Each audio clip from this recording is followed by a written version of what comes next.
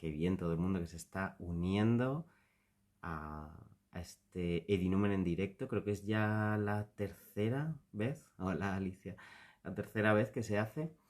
Que luego yo, básicamente, estaréis un poco hartos y hartas de verme, pero creo que era una buena idea, creo que es algo que a mí me habría venido muy bien cuando comencé bueno, a ser de todo, ¿no? Personal de apoyo, a ser examinador, a ser preparador de exámenes de él, me habría venido muy bien que alguien me contase su experiencia. Y eso es lo que voy a hacer hoy, ¿eh? No voy a hablar de nada oficial, no soy nadie del Instituto Cervantes ni de la Universidad de Salamanca. Y gracias, Ana, que no se harta de verme.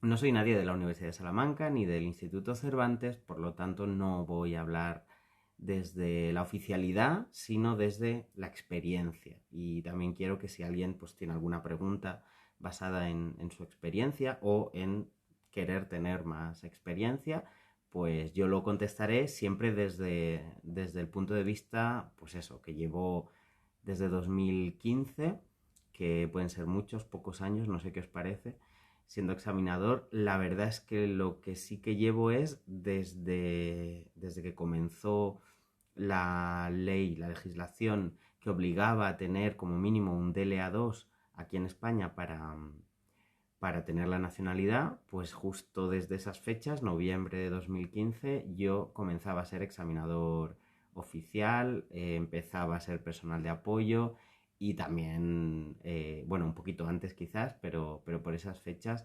empezaba a ser preparador de los DELE. De hecho, mi primera preparación fue un DELE C1, que me asustó bastante. Eh, pero lo conseguí, la verdad. Fue muy chulo, muy interesante. Es de los DELE que más me gustan porque, bueno, es muy estimulante. Contadme porque, bueno, quiero que participéis desde el chat en la medida que se pueda. Y quería hablar de esos tres perfiles, de preparador, de examinador y de personal de apoyo.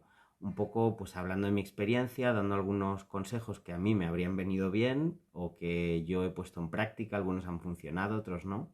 Pero quería saber qué os interesa o por dónde queréis que empiece. ¿Preparador, examinador o personal de apoyo?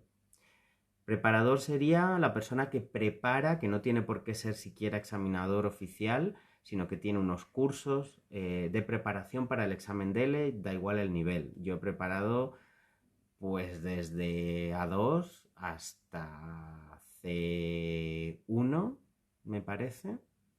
C2 no sé si he llegado a preparar, pero sí he examinado. Ese es el perfil de preparador. El perfil de examinador es la persona que está en la parte oral, tanto entrevistando como calificando, porque siempre están esos dos perfiles, hablaré de esos dos. Y ese sí que tiene que tener un título de preparador, perdón, de examinador oficial con los cursos oficiales del Instituto Cervantes.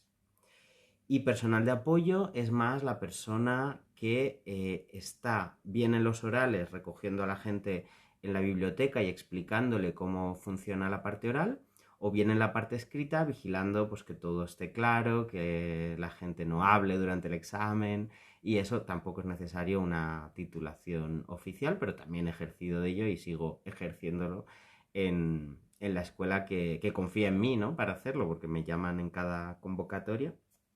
Así que lo sigo haciendo. Me decían por aquí, he visto un preparador. No sé qué opináis, no sé qué pensáis de si queréis que comience por la parte de preparador, si queréis que comience por la de examinador o por la de personal de apoyo. ¿Qué preferís? ¿O qué veis más interesante? ¿O qué experiencia os gustaría escuchar antes? Realmente me vais a escuchar en todas, pero ¿por cuál queréis que comience?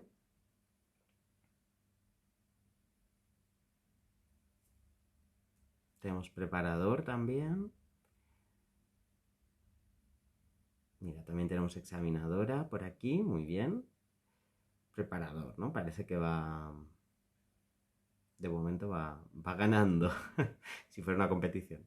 Preparador, nos dice Alicia. Vale, pues comenzaré con qué he hecho yo para preparar a mis estudiantes. Todos un poco, efectivamente. Voy a hablar de todos un poco, pero bueno, quería saber por dónde empezar.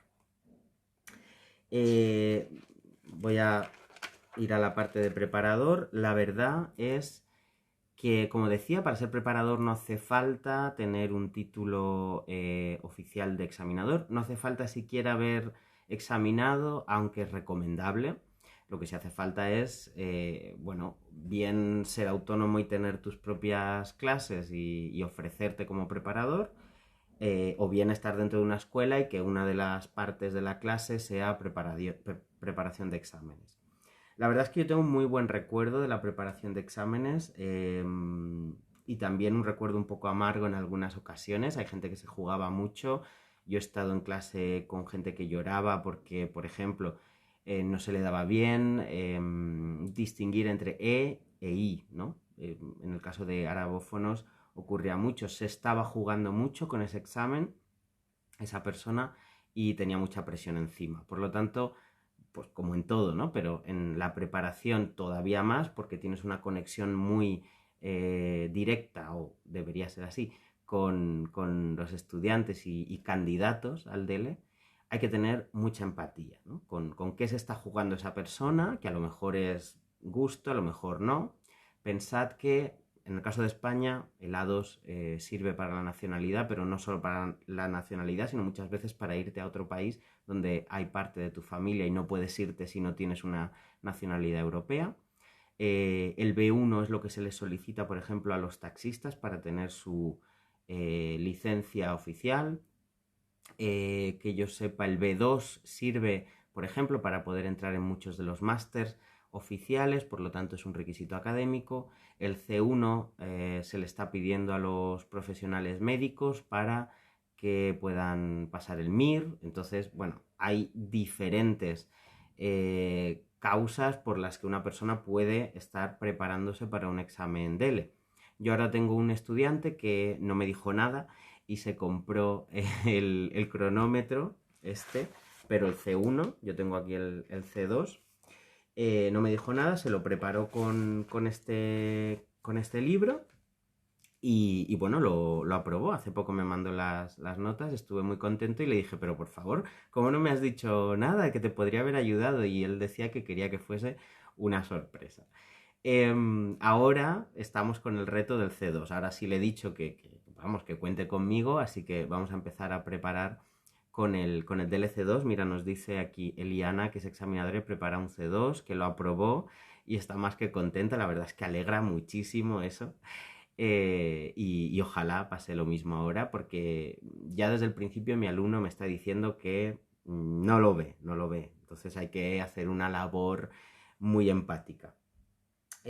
Para preparar a mis estudiantes, yo lo que suelo hacer, por lo menos cuando son muchos y muchas de estas cosas básicas, ¿no? Pequeñas cosas de los exámenes, no se saben, yo lo que les hice, o lo que les hacía, era un documento que no lo encuentro en Word, pero, pero se los hice en Word, y sé que lo tengo en papel, ¿no? Entonces yo quería enseñar por lo menos lo que hice.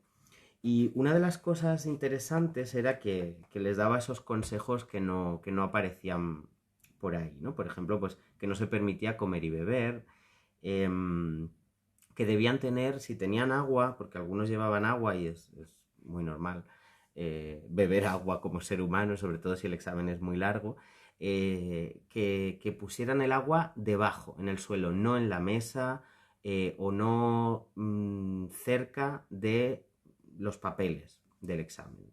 Parece una tontería, pero es que si se moja uno de esos exámenes que trae el código del estudiante, pues hay que ir corriendo, buscar un papel de urgencia, y hay que hacer una instancia. Entonces es muy problemático, y al final lo que más claro les debe quedar es que ese papel con ese código es imprescindible que esté bien, que esté limpio. Otra de las cosas que les ponía, lo voy a enseñar así por encima, no sé si lo veréis ahora, eso es.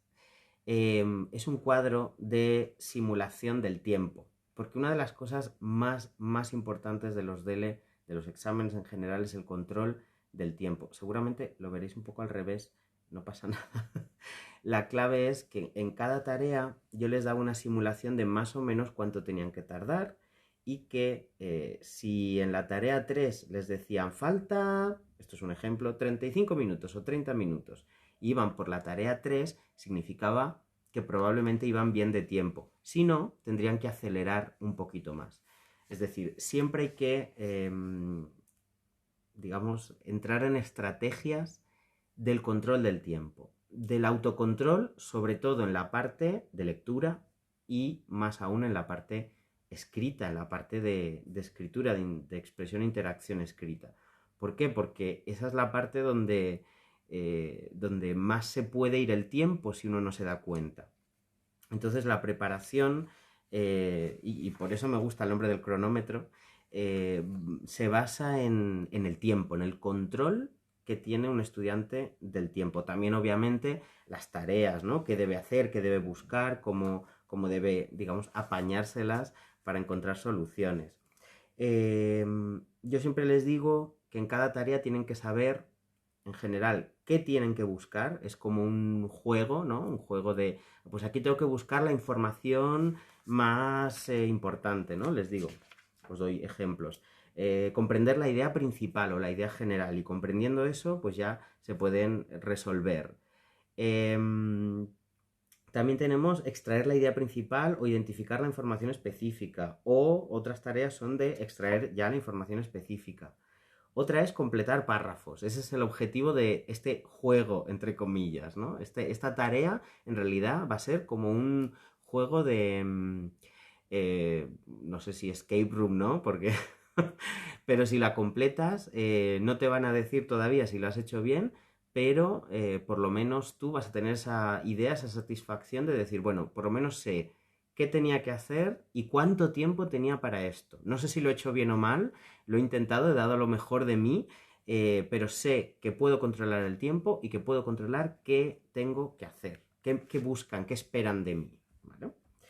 El cuadro de simulación por eso es muy importante, porque normalmente la persona que es personal de apoyo va avisando del tiempo, pero no todo el rato, evidentemente. Entonces siempre les recomiendo que lleven un reloj, porque obviamente el móvil lo tienen que apagar y no lo pueden consultar, que alguna vez he tenido algún enfrentamiento con algún candidato porque obviamente pensaba que podía sacar el móvil con toda normalidad porque es ahí donde mira la hora, pero no era así.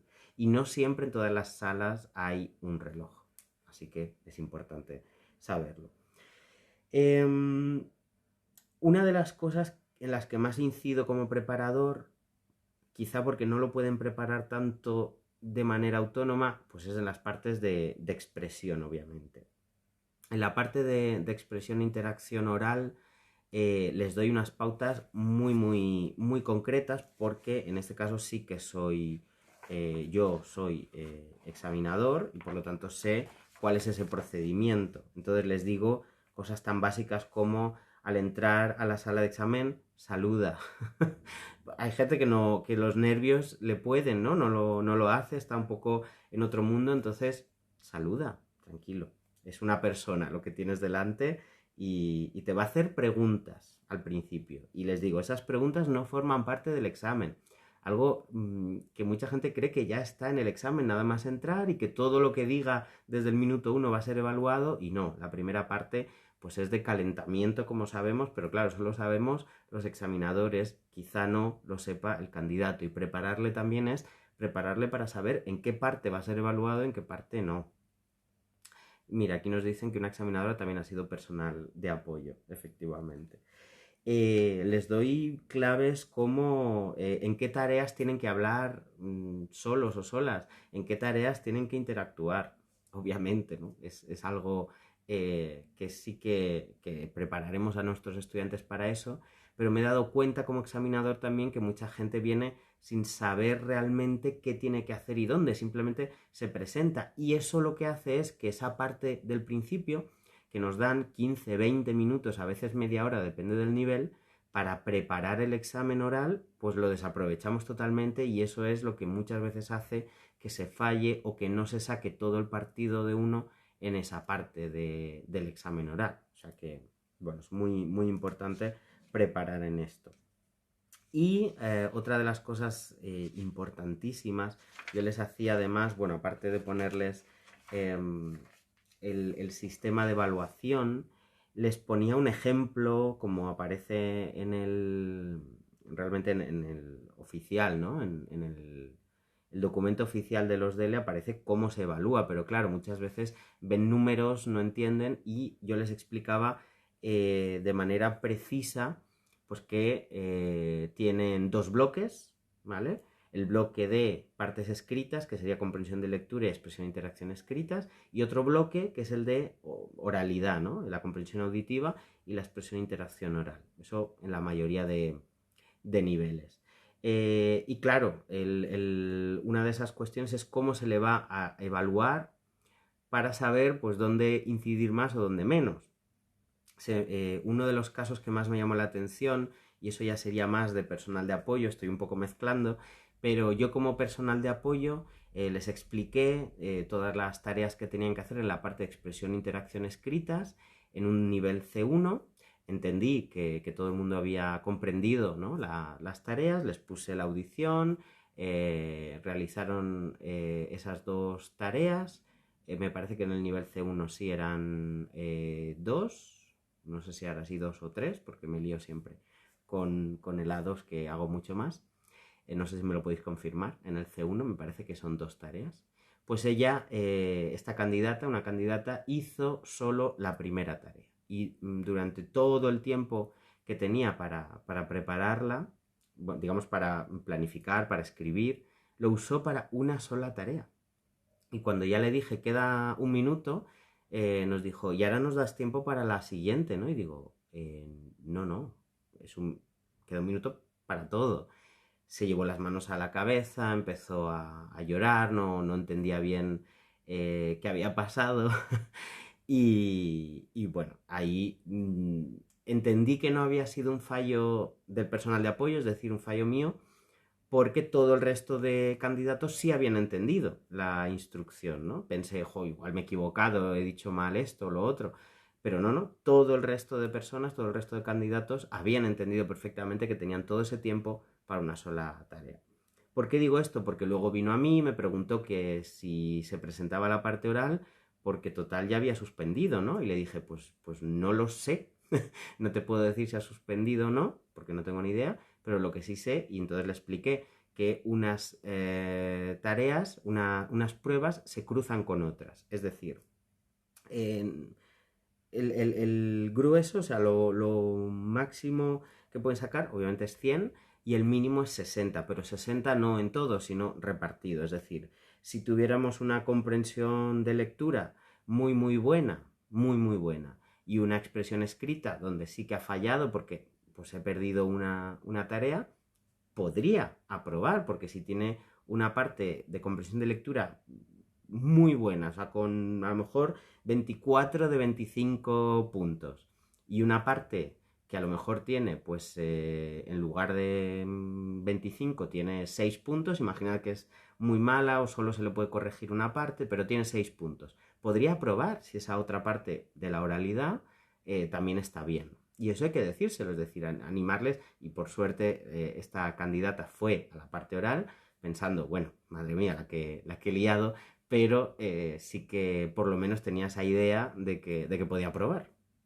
Así que bueno, siempre es importante, interesante ser transparentes en cuanto a la manera de evaluar, ¿no? Y ahí siempre se lo explicaba. Además tengo por aquí uno de estos esquemitas que me hacía yo, si os fijáis, con todos las tareas, cómo se cruzan, ¿no? Para ponerlo en la pizarra. Yo soy de esas personas que necesita organizar el tipo de pizarra que va a tener y dónde voy a poner todo, porque si no empiezo a hacer una pizarra escandalosamente desorganizada. Me decía por aquí Lidia, ¿verdad?, que en la prueba oral a muchos candidatos les impresiona ver que hay dos examinadores en la sala. Efectivamente, es como Eso me ha pasado también cuando mucha gente se sienta como en mitad de las dos personas que tiene ahí. Y le dicen, no, no, vas a hablar con esta persona. Ah, vale, vale. Y se quedan un poco, bueno, con la mosca detrás de la oreja, nunca mejor dicho, porque haya alguien detrás o al lado, muy cerca, que les está como observando, ¿no? Por detrás. Eso inquieta y hay que entrenarlo. Hay que entrenarlo. ¿Cómo se puede entrenar? Pues de muchas maneras. Lo mejor sería pues traer a alguien externo a la clase de preparación y que estuviese detrás pues calificando, si le podemos pedir ese favor a algún profesor, si trabajamos en una escuela o incluso cuando tenemos clases de preparación más por nuestra cuenta, si le pedimos a alguien que nos haga esa labor de calificador para que sienta esa sensación, porque es difícil si no se siente así, ¿no? Alguien aquí pegado, escuchando, observando, no sabe muy bien qué está observando el candidato. Por eso también es importante ser transparentes con las rúbricas de evaluación, ver de qué manera o en qué nos vamos a fijar, o en qué se van a fijar los calificadores cuando se fijan en ello. Entonces, bueno, es interesante y es importante. Si os parece que hemos estado hablando del personal de apoyo, pues me pasaré a personal de apoyo y por último me voy al examinador. Pero bueno, como personal de apoyo, yo lo que siempre recomiendo, lo dice alguien que es fatal para dormir mucho, pero ese día en concreto lo que hago es dormir mucho. O sea, ya no bien, porque eso no lo podemos saber, pero intentar acostarme lo antes posible, porque además me levanto muy muy pronto, tengo que estar allí a las 8 menos cuarto, claro, muy muy pronto para mí. Que es como 1 hora y cuarto antes del comienzo oficial del examen. Y lo que hago es, lo primero, organizar el mobiliario.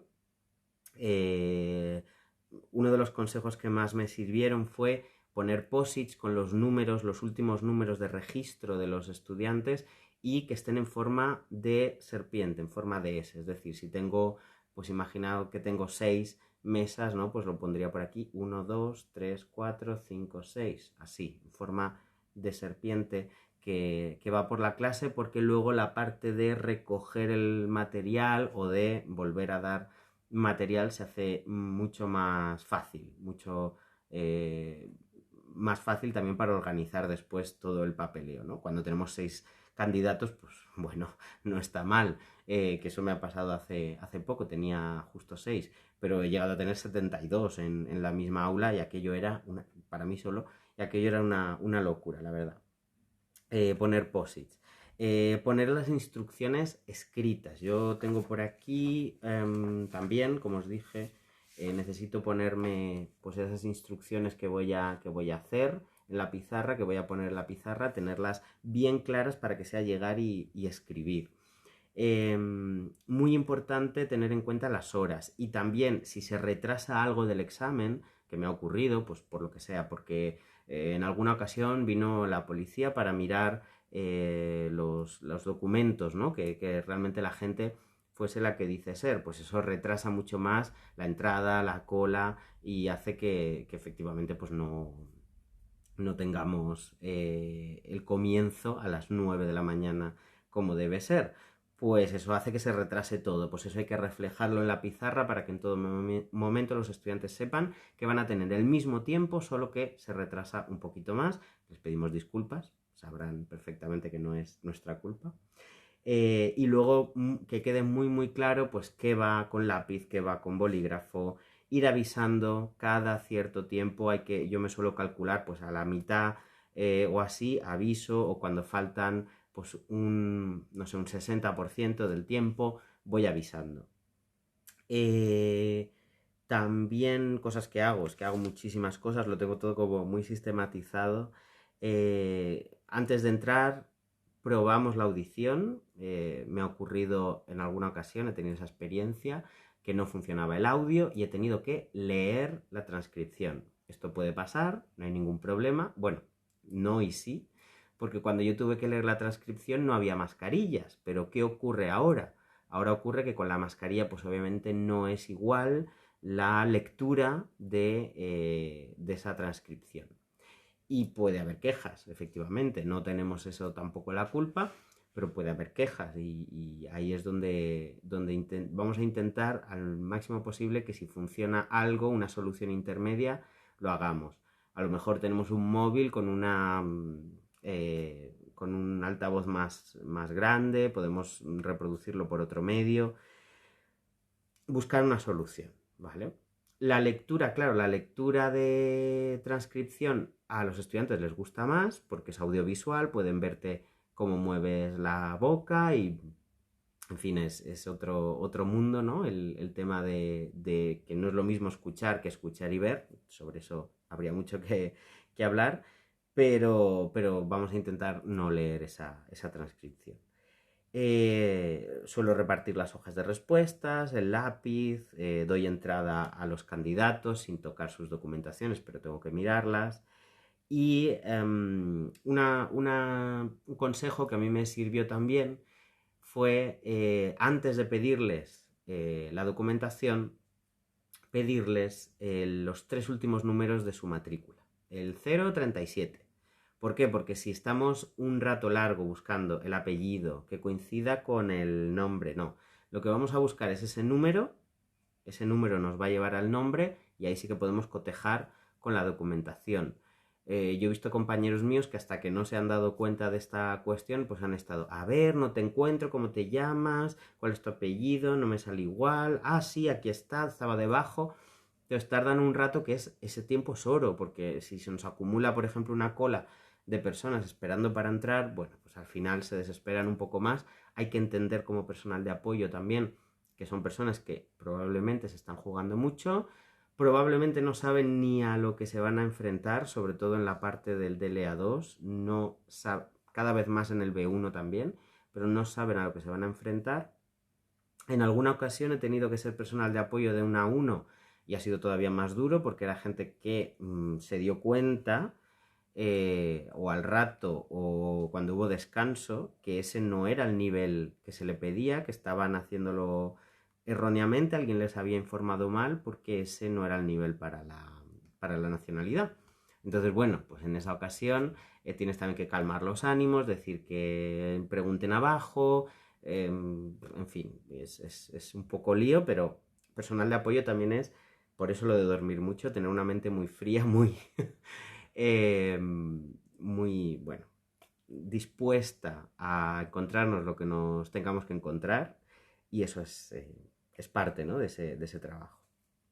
También es parte, o yo por lo menos vigilo mucho, que todo el mundo les doy la instrucción de que aunque puedan hacerlo al final, 5 minutos después, que en el momento que tengan la respuesta la marquen en la hoja de respuestas, porque si no eso, yo he tenido que quitarle a la gente el examen de la mano porque decía, sí, un momento, pero ya había pasado la hora, tenía que repartir la siguiente hoja y lo que estaba haciendo era pasar a la hoja de respuestas. Pues es que, claro, todo el tiempo que tienen es también en parte para reflejarlo en la hoja de respuestas y además, pues todo el cuadrado completo. Para eso les digo que tengan en cuenta que la hoja de respuestas la lee una máquina. Entonces, si nosotros ponemos un tic o una cruz, la máquina va a decir, pues esto no es lo que yo entiendo como una respuesta correcta. Y puede que estén marcando respuestas correctas cuando en realidad la máquina no los lee. Cuando les digo que es una máquina la que lo lee y no un humano, ahí es cuando se dan cuenta de que tienen que marcarlo muy bien para que la máquina lo lea bien.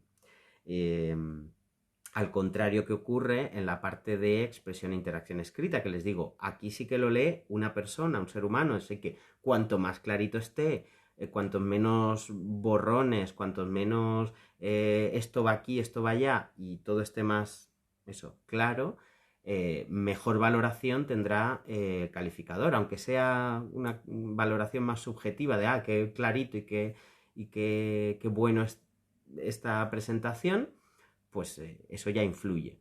Entonces les digo que nunca rayen, por supuesto no pueden usar Tipex, pero que no rayen toda una palabra o toda una frase, sino que la pongan entre paréntesis y le hagan una raya en medio. Eso queda mucho más claro, incluso pueden escribir encima si necesitan reescribir algo y no queda visualmente el impacto no es tan grande que si hacemos un borrón completo de la palabra. Eso les sirve también si se pasan de palabras, ¿no? Y llegan a más de 100 cuando tienen que hacer pues 80, por ejemplo. Les digo, pues en ese caso borrad una parte con esto de paréntesis y raya en medio. Entonces ahí les ayuda un poco en este sentido. Estoy bastante pendiente, no soy de esos, o no sé si hay de esos, porque solo me he visto a mí de personal de apoyo, pero no soy una persona que se desentienda, ¿no?, de quien tiene delante, sino que intenta y va vigilando que todo el mundo marca en la hoja de respuestas, que todo el mundo está en la tarea que tiene que estar cuando está la auditiva, en fin, pues estoy pendiente todo el rato. O sea, no, por supuesto, nadie que sea personal de apoyo podrá decir que es un trabajo relajante. No lo es bastante estresante, es bastante de estar pendiente todo el rato de cómo se distribuye, ¿no?, esa parte del examen. En la audición les digo que apaguen, que estén muy muy seguros y seguras de que han apagado el sonido y la vibración del móvil. Pueden apagarla o ponerla en silencio, pero la vibración molesta mucho, distrae mucho, incluso también en la parte de lectura, pero bueno, sobre todo les hago hincapié en la parte auditiva porque tienen que estar muy pendientes del sonido y cualquier ruido puede ser un distractor que no debería estar ahí. Por lo tanto, cierro las ventanas, intento aislar al máximo el ruido que pueda salir de fuera y les prohíbo, por supuesto, hacer preguntas. Hay gente que me levanta la mano, hay gente que se ha ido al baño en mitad de la audición, que ya era como, pues bueno, porque te meas aquí, pero no deberías o no podrías salir. Y por eso les digo que tengan en cuenta todas estas cuestiones, que vayan al baño si tienen que ir antes, que si durante la comprensión de lectura tienen que ir al baño, que me avisen, yo aviso a alguien de fuera, que les acompañe, en fin, toda esta cuestión que parece como muy pedestre, pero que influye en cómo se desarrolla el examen, ¿no?, como personal de apoyo. Tengo muchísimas anécdotas de casos en los que gente que llegó muy tarde y no sabía las instrucciones que les había dado, no entendían lo que ponía en la pizarra, aunque yo se las explicara en voz bajita, y esto es para esto es para lo otro, y aunque les dijéramos faltan 5 minutos, pasa tus respuestas a la hoja de respuestas, pues no lo hacían. Gente que decía, por ejemplo, que la hoja en sucio que les damos, no querían que estuviese porque era en sucio y entonces iba a contar para el examen. Les decimos, no, esta hoja se destruye. Entonces ya tengo que destruir esa hoja delante de ellos para que vean que no va a contar para el examen, que no es parte del examen y que por tanto no tienen no tienen que poner lo bonito ahí tampoco porque no es el examen, ¿no? No, es simplemente para que hagan ensayos, esquemas, lo que quieran. Antes decía quién quiere una hoja, pero al final era, yo, y por si acaso yo, a lo mejor no escriben nada, pero al final ya les doy hojas a todos porque si no, es que me pedían muchísimo, ¿no? ¿Qué más? Pues tengo muchísimas anécdotas sobre personal de apoyo, pero si queréis, por el tiempo, paso a la última parte, que es la de examinador. La de examinador, que tiene esos dos perfiles, nos decían por aquí que teníamos gente examinadora que lo puede corroborar. No sé si podéis ir escribiendo conforme tengáis eso, alguna duda, alguna pregunta, alguna cuestión. Como decía, los dos perfiles anteriores no necesitan de ninguna titulación oficial, simplemente pues eso, mucha práctica, pero esta sí, la de examinador y calificador o entrevistador y calificador, es decir, la figura completa de examinador de la parte oral. Yo, por ejemplo, no he sido corrector de la parte escrita porque eso se encarga Salamanca, tiene sus cursos propios y funcionan también por ese lado, y ahí sí que yo ya no puedo decir más. Lo único es, pues sí que conozco gente a la que he preguntado, miráis esto, corregís lo otro de la parte escrita, y bueno, como mucho pues tengo nociones, ¿no?, de por dónde, de cómo se hacen las cosas, y por supuesto las rúbricas están en internet, en abierto. Pero sí que de la parte oral he sido examinador desde hace mucho. Al principio, pues que claro, ¿qué pasaba? Que yo había hecho los cursos, tenía claras las nociones, o que tenía que observar, que tenía que mirar, cómo utilizar esta rúbrica, que, claro, yo llevo un poco regular al principio ver una hoja en blanco sin nada. ¿Qué hago? Pues mucho color, ¿vale? ¿Veis aquí? Espera, saco la hoja. Muchísimos colores para marcar pues dónde está cada parte, dónde está la parte Yo, por ejemplo, me lo dividí todo, o por lo menos las nuevas escalas de calificación, tengo que mirar el repertorio lingüístico, el discurso, la gramática, errores y pausas y comprensión y pronunciación. Entonces me lo dividí todo como en categorías. En cambio, los DL que están en vigor, pero que tienen esta rúbrica donde no está el cumplimiento de la tarea, lo que hago es, también por colores obviamente, pero claro, cada columna tiene sus miradas, ¿no?, diferentes. Entonces, por ejemplo, para el C1, en la parte de coherencia, digo, vale, pues es un C1 si tiene un discurso organizado y noto que tiene una variedad de conectores adecuados. Es decir, me resumo en 2, 3 palabras cómo podría localizar lo que es un C1 y lo que no. Exacto, Lingo, son las que proporcionan en el curso del Instituto Cervantes, pero están públicas también en la página web porque es transparente, ¿no?, en cuanto a cómo se califica. También la parte de fluidez, si tiene más espontaneidad, pues va a acercarse más a C1, si tiene menos en fluidez, pues va a ser más B2 o B1, ¿no? Va más hacia abajo.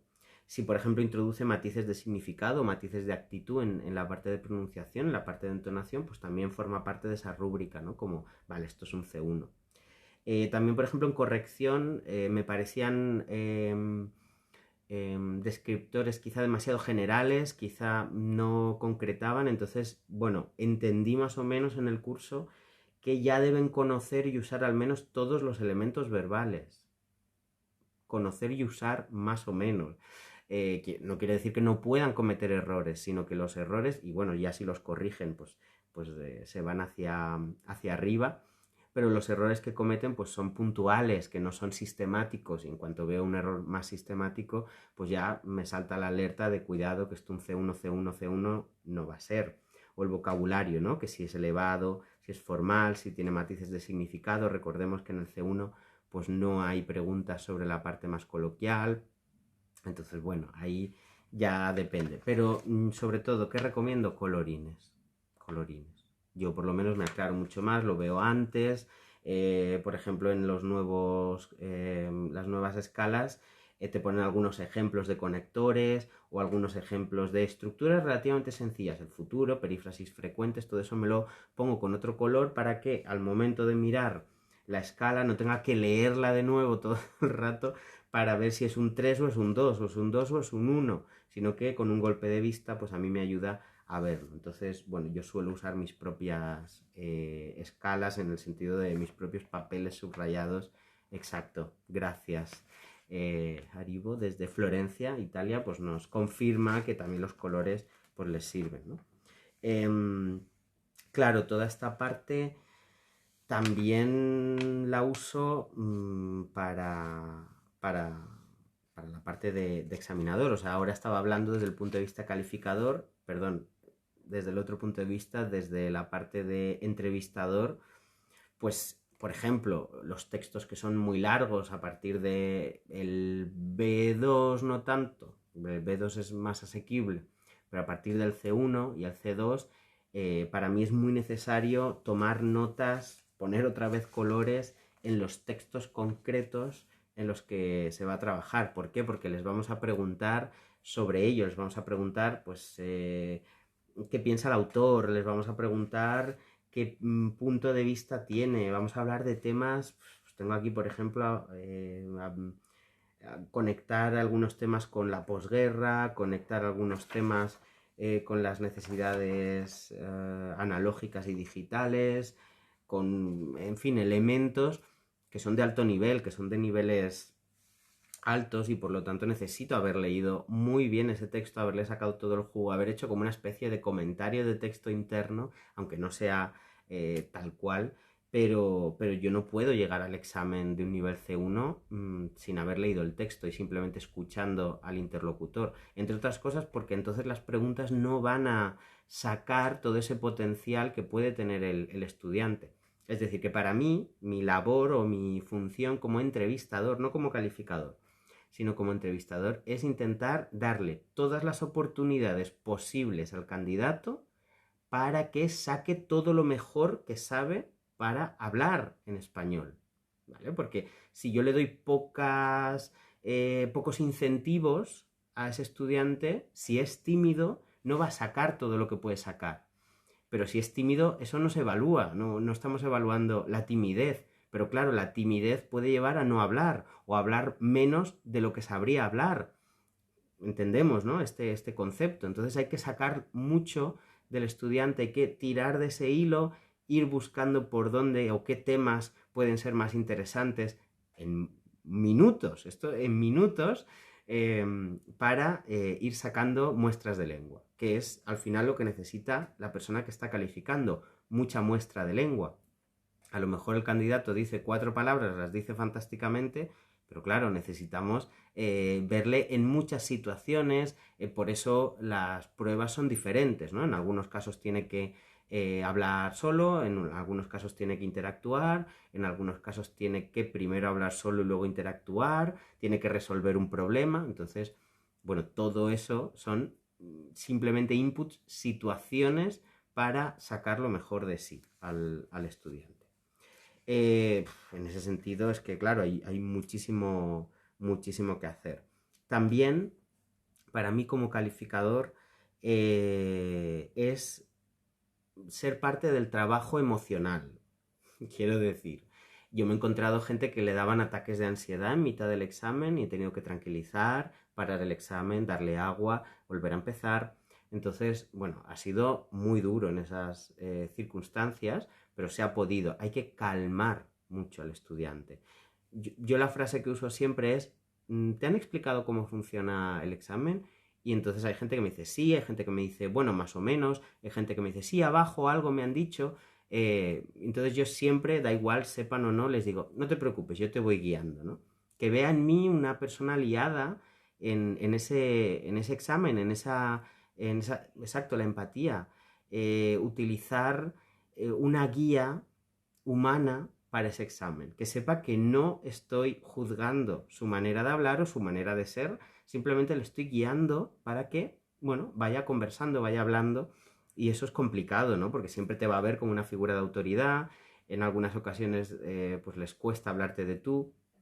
Esa es otra de esas cosas que nos dicen, ¿no? Que tenemos que hacer, empezar con de tú o de usted. En mi caso es que siempre he examinado en España y me quedaría muy frío, o sea, se me vería como una persona muy fría si lo que hiciese es hablar de usted. Entonces, casi que no les doy la opción. Ellos me pueden hablar como quieran, pero casi que no les doy la opción.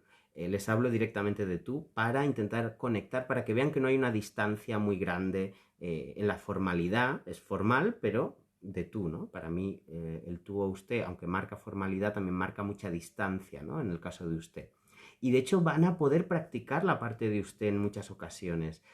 Cuando se hacen simulaciones, por ejemplo en los niveles, en el nivel A2 nuevo hay una parte de simulación en la que pues tienes que imaginarte que eres otra persona, ¿no? Yo soy tu amigo, o yo soy tu vecino, o yo soy tu lo que sea, en muchas ocasiones es una persona que no conocen, por ejemplo, pues el dependiente de una tienda. Y si soy el dependiente de una tienda, te voy a hablar de usted. Hola, buenas, ¿qué quiere? ¿Qué desea? ¿En qué puede ayudarle? Pues ya le estoy hablando de usted, pero sabe que es una simulación y ya está escuchando e incluso practicando esa parte o poniéndola en práctica. Por lo tanto, tampoco me fijo mucho en esa primera parte, que para mí es la primera pregunta que se le hace y yo la evito totalmente. Igual hago mal, ¿eh? A lo mejor estoy haciendo mal, pero lo hago para intentar romper esa primera barrera emocional, porque que la primera pregunta, bueno, en ocasiones me pasaba las primeras veces, hablamos de tú o de usted, y decían, no, no, de mí, de mí. Yo, vale, vale, pues de ti, hablamos de ti.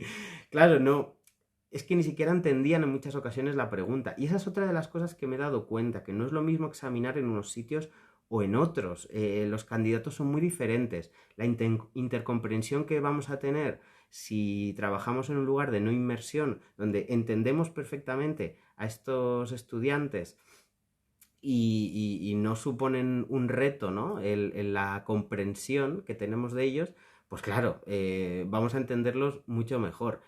Pero yo, por ejemplo, que siempre he trabajado en inmersión o he examinado en inmersión, pues me he dado cuenta de lo difícil que es y la diferencia, por ejemplo, entre examinar en Barcelona y examinar en Madrid. En Barcelona, básicamente la mayoría tenían en el nivel A2 un nivel o A2 o inferior a A2. Y no era por otra cosa, sino porque muchos de ellos hablaban o en su lengua materna normalmente o en inglés. Eso hace que efectivamente, pues es un hándicap, pero eso hace que necesiten mucho más input. Había gente que no aprobó y llevaba más años en Barcelona de los que yo llevaba en la vida en general. Y aún así no, es que no habían tenido esa oportunidad de interactuar, ¿vale? Así que hay que tener mucha empatía con toda esa gente que está ahí con mucho miedo, es que tienen miedo de qué va a pasar, de cómo se le va a evaluar. Entonces, nosotros sabemos que es una parte del examen, pero ellos piensan que se lo juegan todo ahí. En algunos otros exámenes de lengua, si suspendes el oral, lo suspendes todo. Por lo tanto, bueno, se están jugando mucho en esa parte. También tenemos que controlar el tiempo. ¿Qué hacemos si un estudiante habla, o un candidato, perdón, si un candidato habla muy lento? Habla muy lento, pero nosotros tenemos que en 15, en 20 o en muy poquito tiempo hacer que hablen lo suficiente como para poder examinarles. Y ahí tenemos que intentar cortar o intentar ampliar o decir, sí, suficiente, no pasa nada, ya está, ya, pasamos a la siguiente tarea. Pero ¿qué hacemos si no cumple las tareas? Sobre todo en el A1 y el A2, donde sí que forma parte de la calificación, pues ahí tenemos que incidir mucho en cumple estas tareas, ¿no? Que las instrucciones principales es lo más importante, es que cumplas estas tareas. Luego ya todo va encaminado. Nos dice Liana que como examinadora se da cuenta que los candidatos que se preparan vienen mucho más tranquilos, claro. Cuando los preparamos debemos ayudarles con esos detalles. Claro, efectivamente, yo me he dado cuenta, quien viene con la preparación hecha viene muy tranquilo, no significa que vaya a probar, ha habido casos, pero viene con mucha más calma, ¿no? Y sabe a lo que se va a enfrentar, que esa es la clave, ¿no? Visualizar o haber tenido eso. Y por eso, como preparadores, debemos ponernos en ese lugar, debemos ponernos en ese lugar empático, en ese lugar emocional en el que se van a encontrar. Exacto. Más detalles conocidos, mejor performance. Muy bien, buena frase.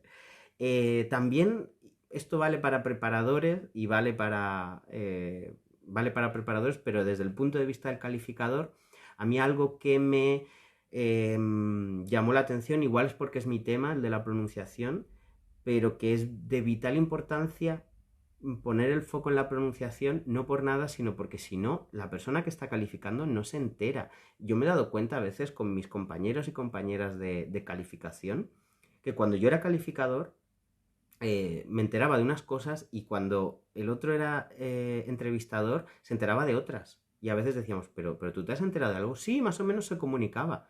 Pues yo no me he enterado de nada. ¿Por qué? Porque no veo a esa persona cómo se mueve, porque yo me estoy fijando en las rúbricas de evaluación. Entonces no me estoy fijando en su boca, en sus movimientos.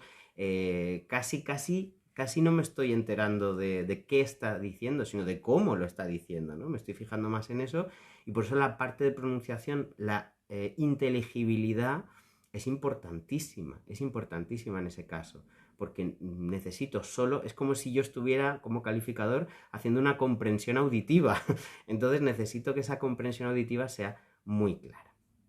Mira, nos dice Lidia que los detalles logísticos son cruciales.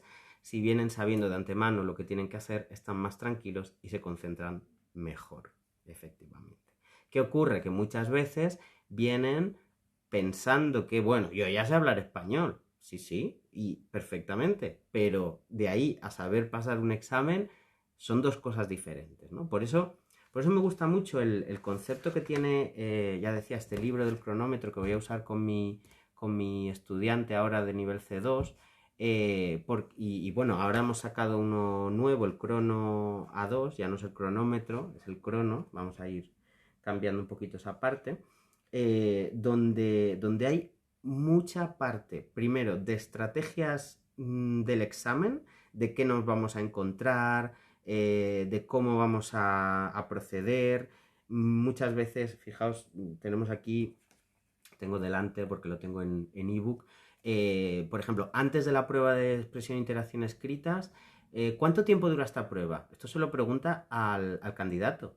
¿Cuánto dura esta prueba? ¿Sabes cuánto dura? ¿Sabes cuánto tiempo necesitas? ¿Cuántos textos debo escribir? Es una pregunta que se le hace como actividad previa. ¿Sabes cuánto tiempo y qué te van a pedir? Marca con una X. ¿Todos los textos que tienes que escribir son del mismo tipo? ¿Sí o no? ¿Todos los textos tienen el mismo número de palabras? Claro, ¿qué sabes de esta parte? Y como son varios modelos, te lo preguntan todos para que todo sea una progresión. Te va diciendo, pues eso, la gramática es lo más importante. ¿Puedo usar el diccionario? ¿Puedo escribir libremente?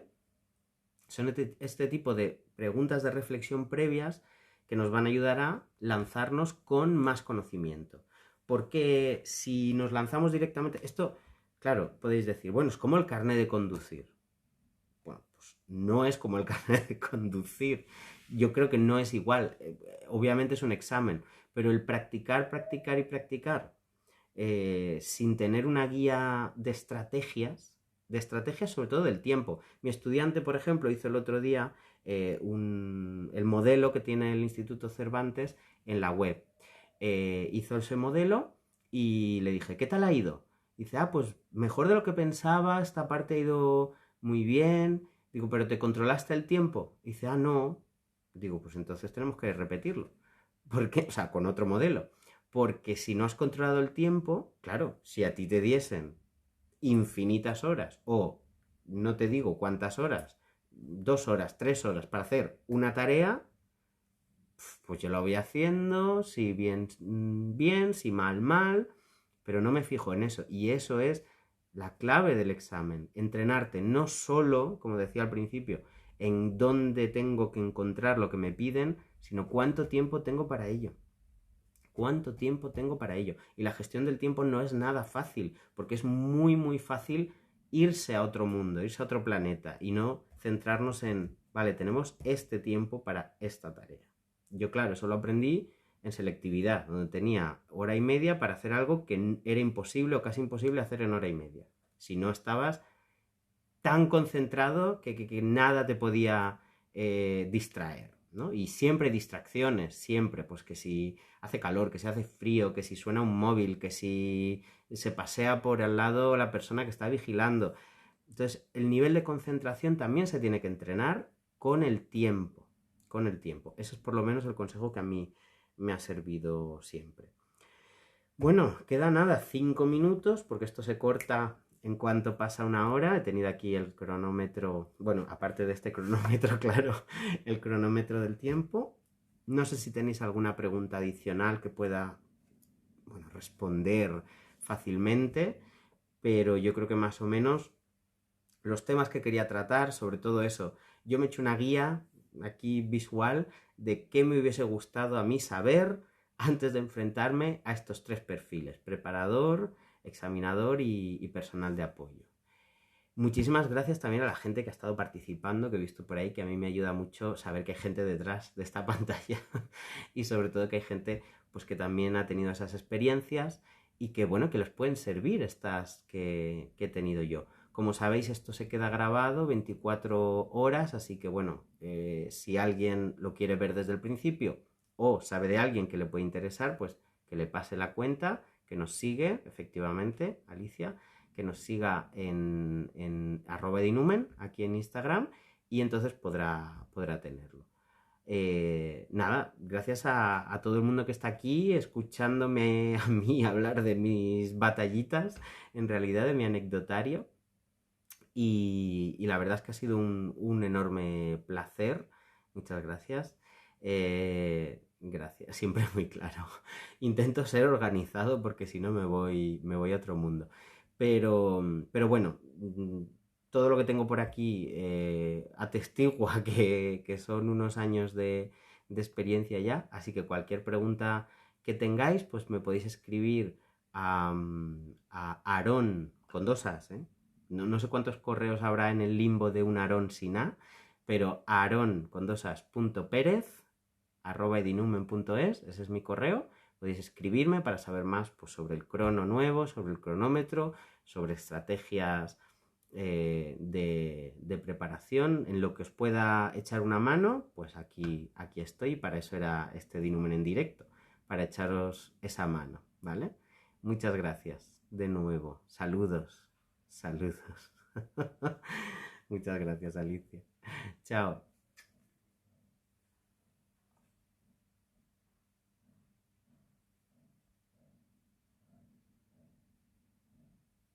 Aaron.Pérez, sí.